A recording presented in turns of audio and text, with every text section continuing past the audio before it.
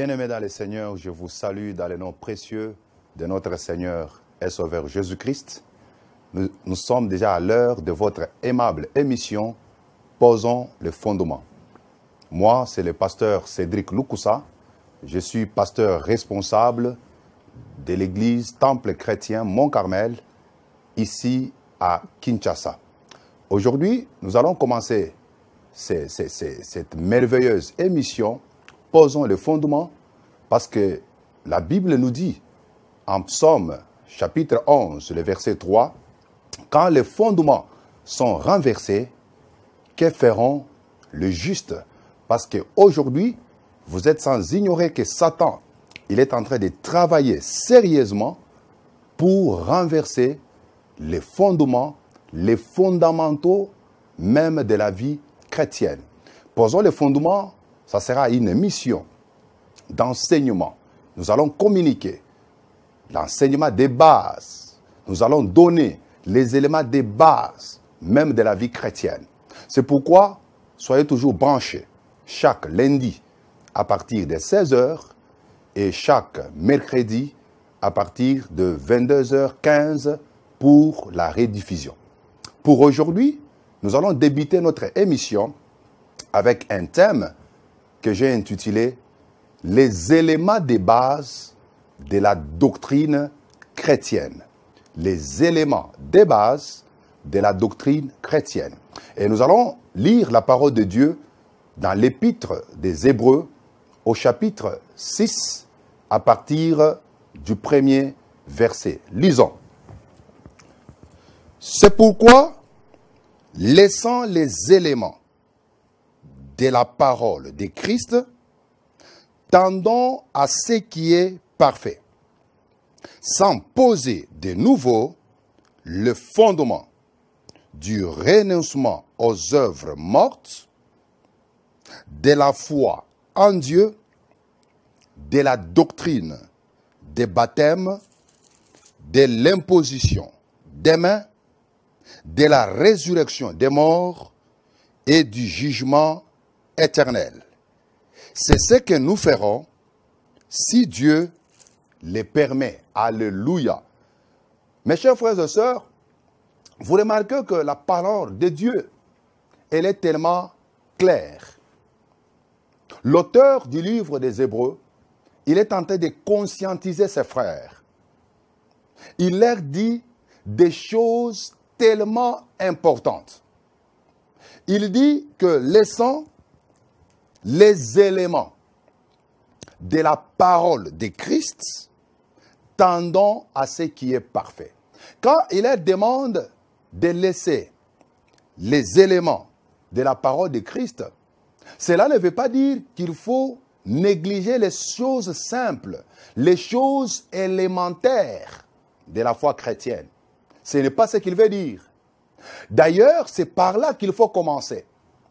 La vie chrétienne doit avoir des bases. On ne peut pas construire une maison, quelle que soit sa dimension, quelle que soit sa taille, quelle que soit sa beauté, si la fondation n'est pas là. Bien sûr qu'on ne peut pas voir la fondation, parce que la fondation est sous-sol. On verra peut-être le mur, on verra peut-être la beauté de la toiture. Mais cependant, que ce soit le mur, que ce soit la toiture, tous sont supportés par la fondation. Et si le fondement n'est pas bon, sachez bien que quelle que soit la dimension de la maison que vous pouvez bâtir, cette maison finira toujours par s'écrouler un jour. Raison pour laquelle le véritable serviteur de Dieu, ce sont eux les véritables architectes. Ce sont eux qui sont des véritables maçons. Ce sont eux qui sont en train de travailler pour la construction de cette belle maison. Parce que n'oubliez pas que l'église du Seigneur, c'est un temple spirituel. C'est une maison spirituelle. Et le croyant, ce sont des pierres qui participent à la construction de cette grande maison.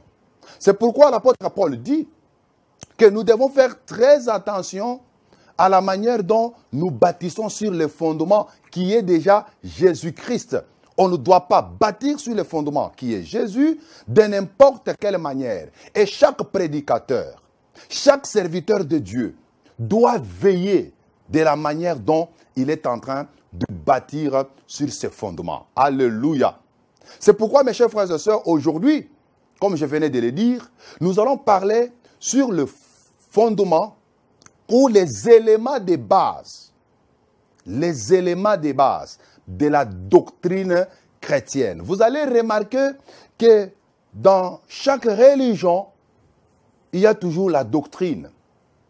C'est pourquoi les enseignants de la doctrine, on peut les appeler en d'autres termes, de docteurs. Ce sont les gens qui sont là pour enseigner les éléments fondamentaux de la doctrine. C'est pourquoi vous allez voir dans toutes les religions, il y a toujours les enseignants de la doctrine. Mais mes chers frères et sœurs, nous, dans le christianisme, il y a aussi des éléments de base de la doctrine chrétienne. Ici, ce n'est pas question de l'Église. Ici, ce n'est pas question d'être tel pasteur, d'être apôtre, d'être prophète, d'être évangéliste. Ce n'est pas d'abord ça le problème.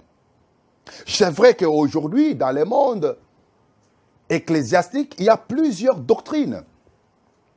Et vous allez voir que pratiquement chaque église a aussi sa doctrine.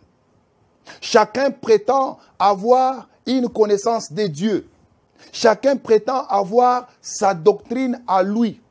La question que je me pose, est-ce que chaque église aujourd'hui doit-elle avoir sa doctrine ou bien nous tous, nous devons avoir une seule doctrine?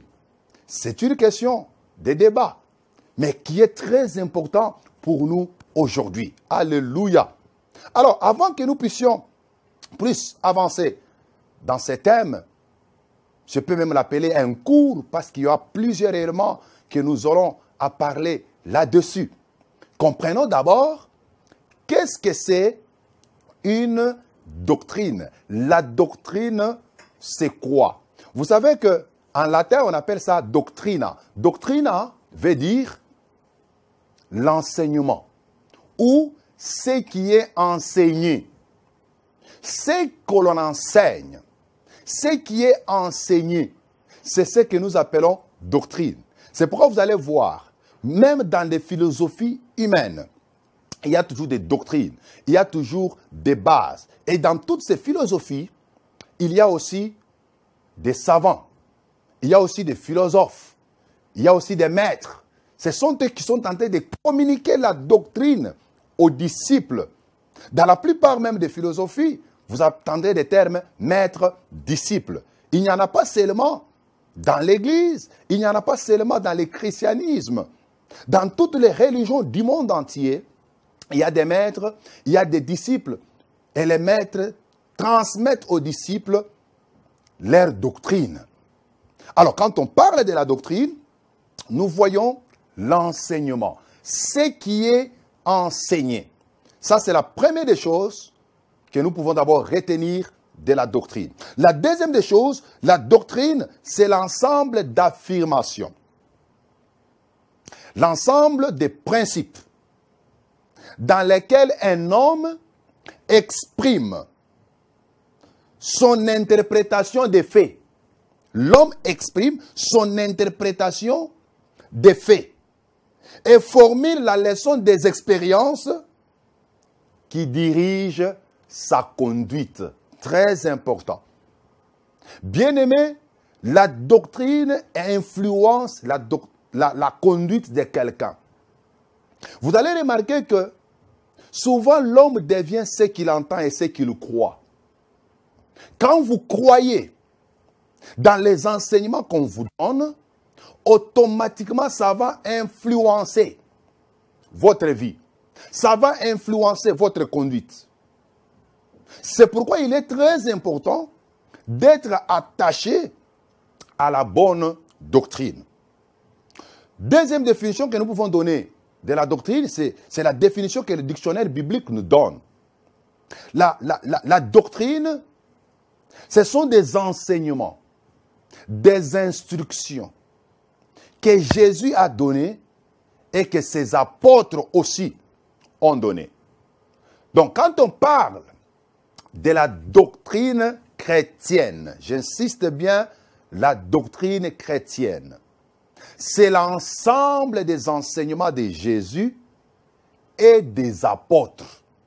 C'est pourquoi vous allez remarquer, par exemple, en Matthieu, au chapitre 28, le verset 19, Jésus appelle ses disciples avant qu'ils puissent monter au ciel.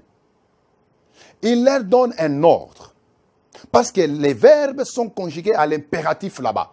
Jésus dit, allez partout dans le monde.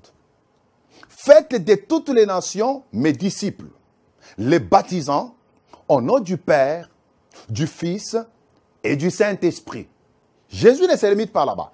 Il dit au verset 20, enseignez-leur à observer tout ce que je vous ai prescrit.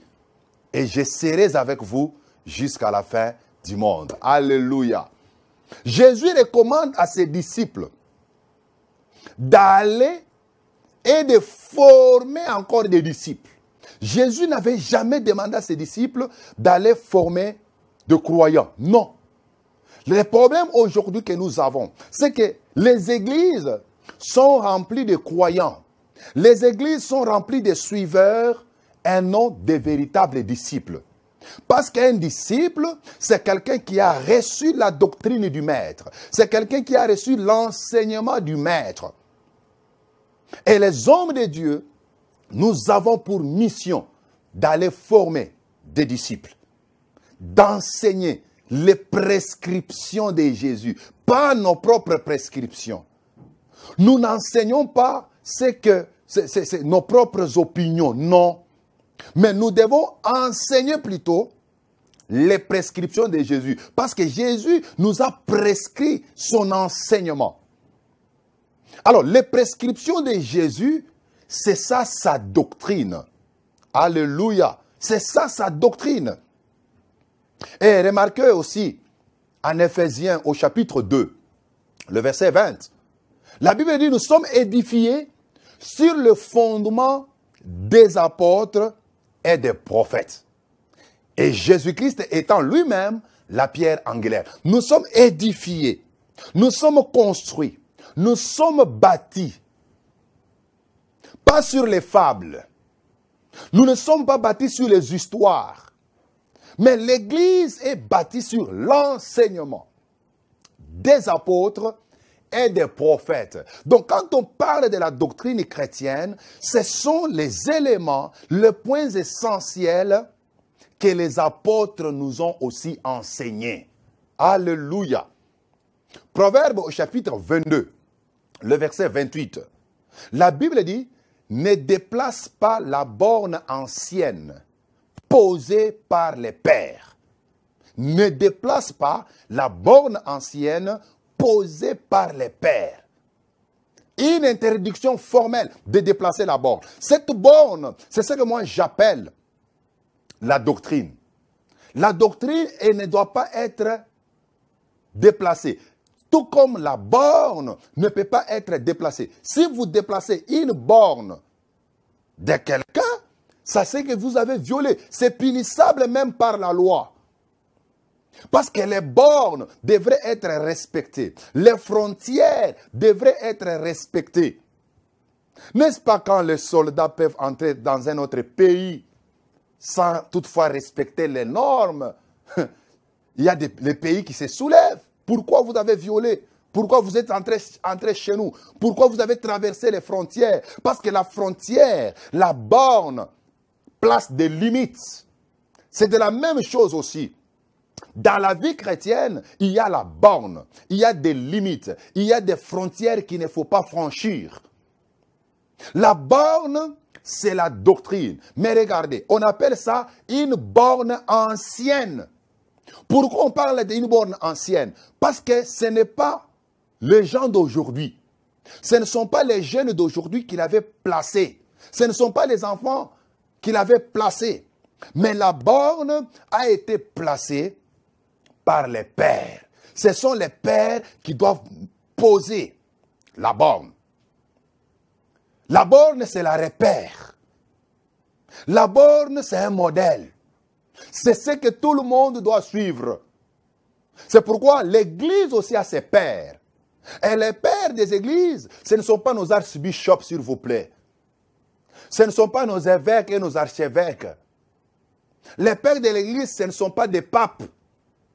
Mais les pères des églises, ce sont les apôtres de Jésus-Christ, que moi j'aime bien appeler les apôtres par excellence. Ce sont eux qui ont posé les bases de la vie chrétienne, de la doctrine chrétienne. Ils ont posé des bases. Et si nous, aujourd'hui, nous sommes prédicateurs, nous devons revenir à l'ancienne borne. Alléluia. C'est pourquoi l'évangile, mes chers frères et sœurs, n'est pas moderne. L'évangile n'a jamais été moderne, mais l'évangile est toujours ancien. C'est pourquoi nous appelons ça ancien évangile. Parce que c'est la borne ancienne. Donc, la doctrine chrétienne, c'est l'ensemble des enseignements, des instructions que Jésus a données et que ses apôtres aussi à leur tour ont aussi donné. Alléluia.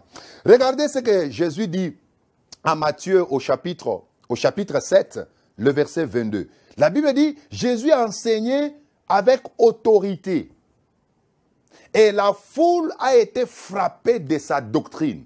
Oh, la doctrine de Jésus, elle était capable de frapper la foule. Frapper la foule. Parce que Jésus enseignait avec autorité. Je prie, toi qui aimes cette émission, la doctrine du Seigneur va te frapper. Il faut que tu sois frappé par la doctrine de Jésus. Alléluia. Ma Bible dit encore en Jean au chapitre 7, le verset 16, Jésus dit, ma doctrine n'est pas de moi. C'est-à-dire, même Jésus était conscient que les choses qu'il enseignait ne venaient pas de quelqu'un d'autre, mais ça venait de Dieu lui-même. Jésus nous communiquait la doctrine de Dieu.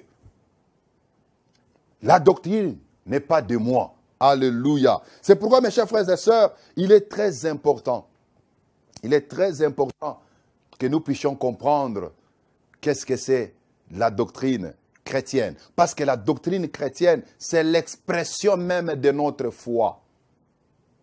Nous exprimons ce que nous croyons. Nous exprimons ce qu'on nous a enseigné. N'oubliez pas que l'Église, telle qu'elle est, les membres qui constituent l'Église, ce sont les lettres qui sont liées par tout le monde. Mais les lettres écrites avec l'encre de l'Esprit par le ministère. C'est-à-dire un ministre de Dieu, c'est un écrivain. Alléluia. Il doit avoir un stylo. Mais ce stylo-là ne doit pas avoir l'encre rouge ou bleue ou noire, mais l'encre doit être l'Esprit. Et il écrit sur le cœur des croyants. Quand on enseigne, on est en train d'écrire sur le cœur des gens. Et ce sont les païens, les gens qui ne font pas partie de l'Église, qui liront ce que les ministères ont écrit sur les vies des gens. C'est pourquoi, nous les hommes de Dieu, on n'a pas droit à l'erreur. Parce que ce que nous prêchons vont influencer les gens, positivement ou négativement. Bien-aimé, toi qui me suis, tu dois comprendre que ta manière d'écouter, la foi que tu vas mettre dans ce que tu écoutes, dans ce qu'on t'enseigne, va définir ta propre vie. Si tu écoutes la parole des mensonges, tu vas remarquer que tu vas vivre dans les mensonges. Et si tu écoutes la parole de la vérité, vous allez aussi vivre dans la vérité. Alléluia. Et cette émission, Posons les fondements, est là pour vous prêcher la vérité et rien que la vérité. Parlons à présent de 3 types de doctrines. Quand j'ai médité la parole, j'ai trouvé dans la Bible qu'il y a 3 types de doctrines. La première doctrine, c'est ce que j'appelle la saine doctrine. La saine doctrine. La saine doctrine, elle a pour source Dieu. Alléluia. C'est Dieu qui est l'auteur de la saine doctrine. Vous allez remarquer dans la Bible, cette expression revient vraiment beaucoup, la saine doctrine. Vous allez voir que même en Matthieu chapitre 16, Jésus a posé la question à ses disciples. Qui suis-je, moi, Jésus, au dire des hommes? Et chacun pouvait donner sa réponse. Mais Pierre a pris la parole, dit, tu es le Christ, le Fils du Dieu vivant. Jésus dit à Pierre, mon ami Pierre, ce n'est ni la chair ni le sang qui t'a révélé cela, mais plutôt c'est mon Père qui est dans le cieux. Tu es Pierre et sur ces rocs, je bâtirai mon église. Alléluia. Donc, la réponse que Pierre avait donnée par rapport à Jésus, c'était la révélation de Dieu. Cette révélation-là venait de Dieu. C'est Dieu qui a communiqué à Pierre cette doctrine. C'est ça que nous appelons la saine doctrine. Parce qu'elle a pour source le Seigneur lui-même. 1 Timothée au chapitre 1er. Lisons 1 Timothée au chapitre 1er, le verset 10e. Écoute ce que l'apôtre Paul dit. Les débauchés, les homosexuels, les voleurs d'hommes, les menteurs, les parjures et tout ce qui est contraire à la saine doctrine. Ce qui est contraire à quoi? À la saine doctrine. C'est-à-dire, il y a des choses qui sont contraires à la saine doctrine. Et l'apôtre Paul en a donné toute une liste. Le mensonge, les vols, la débauche, l'homosexualité, les voleurs, les menteurs, les irréligieux, les pécheurs. Toutes ces choses-là sont contraires à la saine doctrine. Ça ne vient pas de Dieu. 1 Timothée au chapitre 4, le verset 6.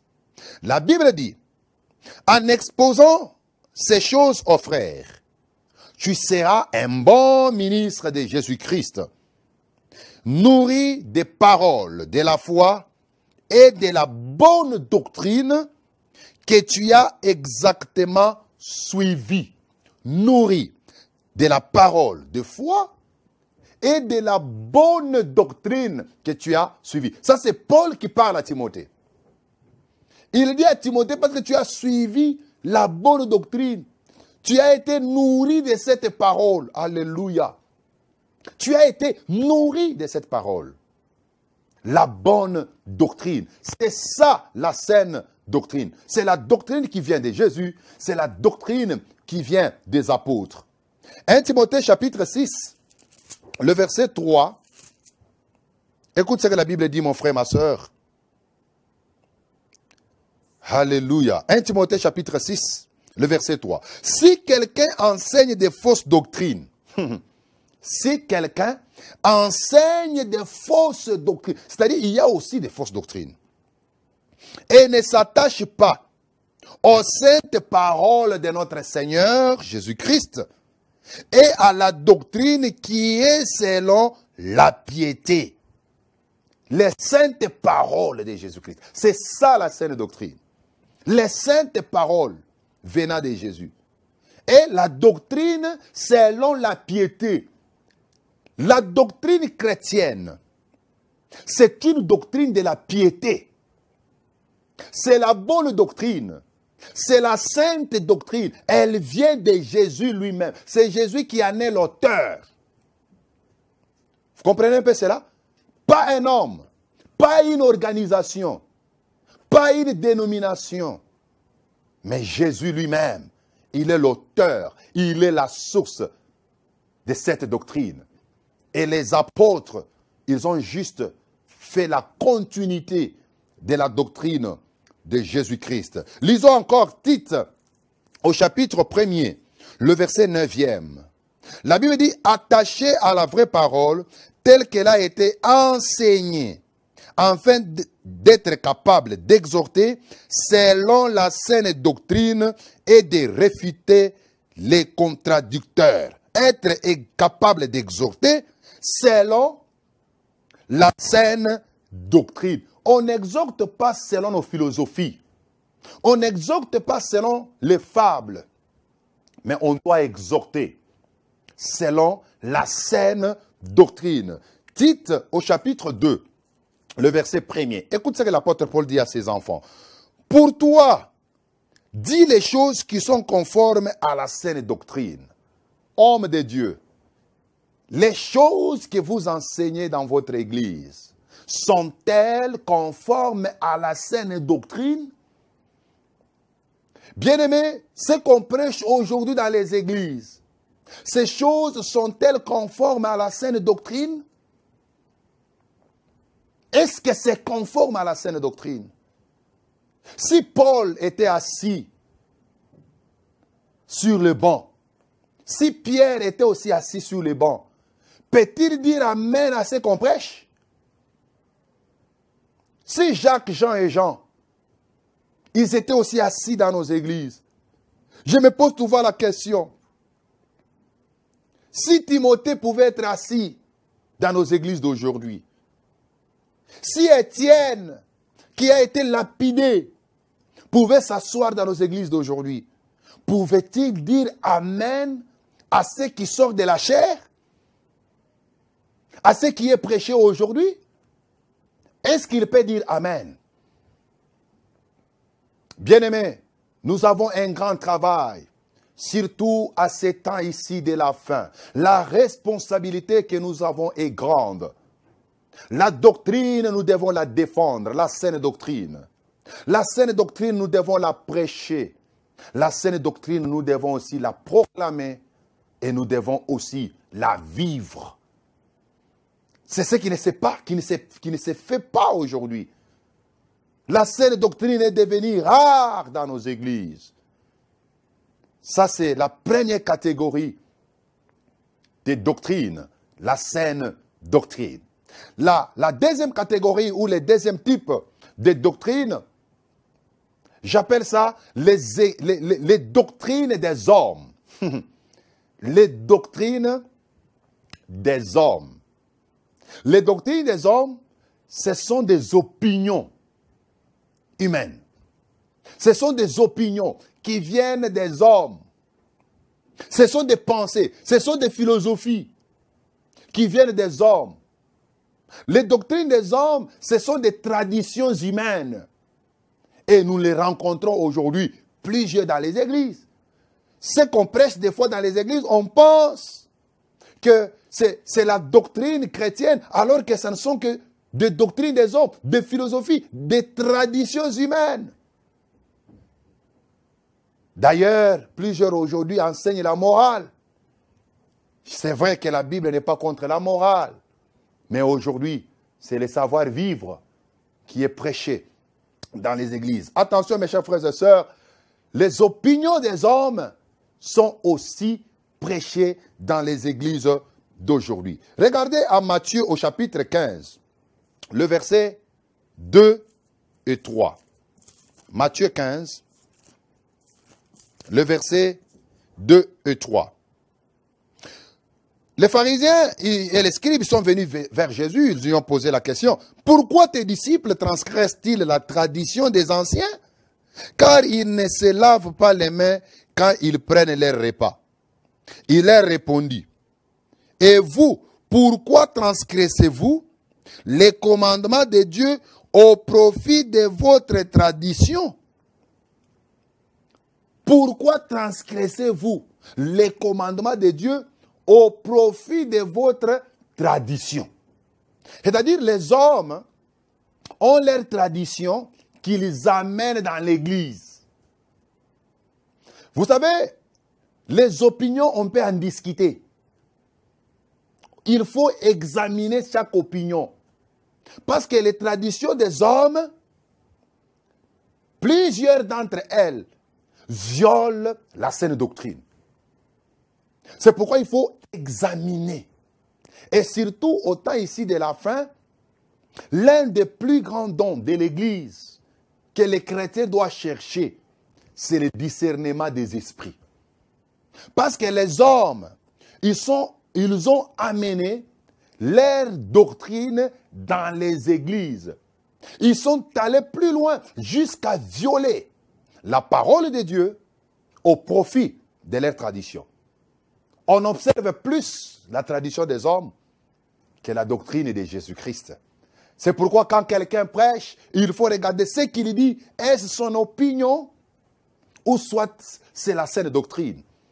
Parce que, mes chers frères et sœurs, vous allez vous rendre compte, à un certain moment, l'apôtre Paul pouvait aussi dire, ça c'est moi, concernant par exemple le célibat. Il a dit, je préfère que tous les hommes soient comme moi, c'est-à-dire célibataires qui ne se marient pas.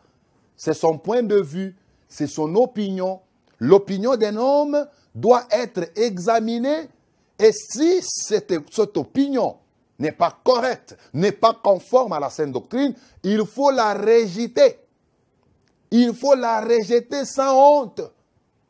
Il faut réfuter les contradicteurs, comme Paul recommande à Timothée. Dieu est merveilleux. Et aujourd'hui, le Seigneur a besoin de bâtisseurs de fondements. Alléluia. Parce que cette mission, c'est une mission de bâtisseurs de fondements. Nous devons remettre la parole de Dieu à sa place. Nous devons remettre la saine doctrine à sa place. J'aime beaucoup Jésus. J'aime beaucoup les apôtres et la parole, la doctrine qu'ils nous ont communiquée.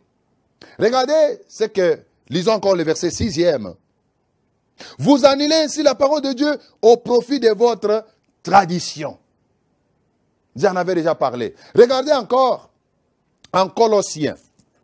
Colossiens au chapitre 2, le verset 8e. Colossiens chapitre 2, le verset 8. Paul dit ceci. Prenez garde. Il commence par prenez garde. C'est un avertissement. Que personne ne fasse de vous sa proie. Moi, je refuse d'être la proie de quelqu'un. Je refuse d'être la proie de quelqu'un. Que personne ne fasse de vous sa proie par la philosophie et par une vaine tromperie, s'appuyant sur la tradition des hommes, sur les principes élémentaires du monde, et non sur Christ. Prenez garde. Ça, c'est Paul qui parle. Nous devons prendre garde, afin que nous ne soyons pas la proie de quelqu'un. Bien-aimé, pourquoi tu peux te laisser être la proie d'une personne? Parce que les gens qui apportent les doctrines des hommes, ils aiment aussi faire des disciples. Ils veulent aussi voir des gens qui les suivent derrière. Ils ont besoin aussi d'avoir une foule derrière. Alors, par conséquent, ils apportent des mensonges, des tromperies. Ils viennent avec la ruse. Ils s'appuient sur la doctrine des hommes, les opinions des hommes, la sagesse des hommes. Comment pourrions-nous comparer la sagesse humaine et la sagesse divine? Or, Paul dit la prédication de la croix, c'est une folie pour ceux qui périssent, mais une puissance pour ceux qui croient. Bien-aimés, la doctrine chrétienne, c'est une folie pour les gens qui périssent. C'est une folie pour les païens. Mais c'est une puissance qui nous sauve, nous qui croyons en elle. Les hommes, ils viennent aussi avec leur doctrine. C'est ce que nous appelons les traditions des hommes. Refusent d'être la proie de quelqu'un. Vous savez que l'ennemi aujourd'hui, il entre toujours dans les églises. Il a pour cible les églises. Et il est en train de faire tout. Il est en train de faire tout, je vous dis, pour que l'église puisse perdre ses repères. Aujourd'hui, des fois, les églises d'aujourd'hui, nous manquons des repères. Nous manquons des fois des modèles. Parce que tout ce qui se prêche même sur les chaînes de télévision, ça n'édifie en rien, mes chers frères et sœurs. Ça n'édifie en rien. On raconte des histoires, des fables, des traditions. On donne même des fausses prophéties sur les chaînes de télévision. Les traditions des hommes. Alors, le troisième type de doctrine, ce sont des doctrines des démons. Alléluia. Je voulais là-bas qu'on lise, parce que c'est très important. 1 Timothée, au chapitre 4, le verset 1er. Mais l'Esprit dit expressement. Ce n'est pas un homme qui dit, mais c'est l'Esprit. Alléluia. L'Esprit dit expressement que dans les derniers temps, au temps de la fin, la dernière ère, lorsque ce temps-là sonnera, bien-aimés, regarde ce qui arrive. Quelques-uns abandonneront la foi. Nous appelons ça en d'autres termes l'apostasie, l'abandon de la foi. C'est le temps où nous sommes. Parce qu'aujourd'hui, nous sommes au temps de la fin. Nous sommes dans les derniers jours. L'apôtre Paul prophétisait déjà à son temps. Parce que les derniers jours avaient commencé avec la descente du Saint-Esprit à la Pentecôte. Depuis la première Pentecôte jusqu'à aujourd'hui, nous sommes toujours dans les derniers jours. C'est pourquoi on appelle ça au pluriel les derniers jours. Parce qu'il y en a nombreux. Vous comprenez? Et jusqu'à aujourd'hui, nous comptons déjà 2000 ans. Nous sommes toujours dans les derniers jours. Mais l'Esprit avait dit que dans les derniers jours, plusieurs abandonneront la foi. N'est-ce pas ce que nous constatons? Tu ne peux pas abandonner la foi si tu ne l'avais pas. Il y a des gens aujourd'hui qui étaient hier dans la bonne doctrine, mais qui ont abandonné. Il y en a aujourd'hui. Ils ont abandonné ce qu'ils ont prêché hier. Ils commencent même à les renier. Parce qu'il a effectué un voyage en Europe, aux États-Unis, et il revient au pays, il dit, nous sommes en retard. Nous avons mal compris les choses. Oh frère, c'est l'argent de l'Europe, des États-Unis qui t'a ouvert les yeux, ou bien c'est le Saint-Esprit. Ou bien c'est le Saint-Esprit. Et aujourd'hui, les choses essentielles ne sont plus prêchées. Que le Seigneur nous aide. C'est pourquoi cette émission ici existe. C'est pour remettre encore les choses sur les bons endroits. Et la Bible dit, et s'attacheront à des esprits séducteurs et à des doctrines des démons. Lorsque vous abandonnez la vraie foi, lorsque vous abandonnez la saine doctrine, vous allez vous attacher à quelque chose. 1. Aux esprits séducteurs. 2. Aux doctrines des démons. C'est-à-dire les démons ont aussi leur doctrine. Il faut maintenant savoir quelles sont les doctrines des démons. Parce que vous ne trouverez pas un démon dans sa qualité d'esprit venir enseigner. Vous trouverez quelqu'un avec la cravate, avec la veste, avec une grande jeep, et il vous prêche derrière la chair. D'autres sont même à la télé. Mais influencés par les démons. Bien-aimés, aujourd'hui dans les églises, les esprits séducteurs enseignent. Les doctrines des démons sont propagées à grande vitesse d'ailleurs. C'est pourquoi, lorsque les fondements sont renversés, les justes ne doivent pas se taire. Les justes doivent s'élever avec les instruments de construction pour rebâtir sur les anciennes ruines. Ne laissons pas la doctrine renversée. Mais nous devons nous lever pour défendre la sainte doctrine, pour la bâtir encore à nouveau dans l'église d'aujourd'hui.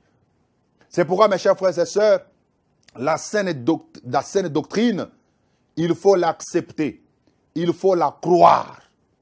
Mais les doctrines des hommes et les doctrines de Satan ou les doctrines des démons, il faut les rejeter. Il faut les rejeter sans retenue. C'est pourquoi c'est vraiment très capital et très important pour nous aujourd'hui de savoir ce que le Seigneur est tenté d'attendre pour nous. En fait, les doctrines des hommes et les doctrines de Satan sont tellement compatibles Parce que Satan et les hommes, tous sont des créatures déchues. Ça s'emboîte, ça marche des pairs, les doctrines des hommes et les doctrines de Satan. Quand bien même les doctrines des hommes, il faut un peu les examiner pour rejeter ce qui est contraire à la saine doctrine. Pourquoi nous devons rejeter les doctrines de Satan ou des démons? Pourquoi nous devons les rejeter? Et bien examiner les doctrines des hommes et les rejeter aussi quand ça viole la parole de Dieu. C'est pour 3 raisons. Premièrement, c'est parce que ces doctrines sont prédisposées au compromis. Deuxièmement, ces doctrines sont prédisposées à l'erreur. Et troisièmement, ces doctrines sont prédisposées aux ténèbres. Prédisposées au compromis, à l'erreur, et sont aussi prédisposées aux ténèbres. C'est pourquoi nous devons les rejeter. C'est pourquoi, mes chers frères et sœurs, cette émission est là pour vous. Je crois que pour aujourd'hui, nous allons nous arrêter par là. Mais soyez branchés. Les mercredis, si vous nous avez suivis en retard, soyez branchés les mercredis à partir de 22h15 ou 22h15 pour la rediffusion de cette émission.